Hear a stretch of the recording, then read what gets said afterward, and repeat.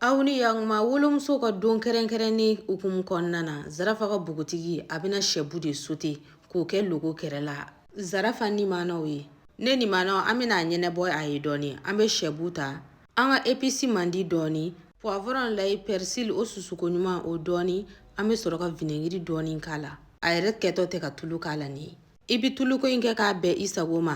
An b'a ɲami ɲɔgɔn na f'a ji ka jigin dɔɔni. N'a ji kɛra k'a jiginna min kɛ, an bɛ sɔrɔ ka na jaba ani poivron o susuko ɲuman an bɛ n'o kɛ an ka da la. Aw yɛrɛ ɲɛ b'a aw ka bugutigi la ne ni maanaw.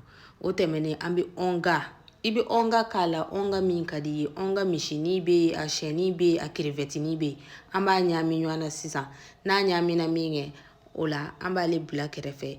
An bɛ na an ka logo de jira. Ne yɛrɛ de bɛna logo in jira dɛ ne ni maanaw. Ni tulumanfɛn ko don an t'o di denmisɛnw ma. Baara ɲɛnen tɛ nin ye. Aw bismillah.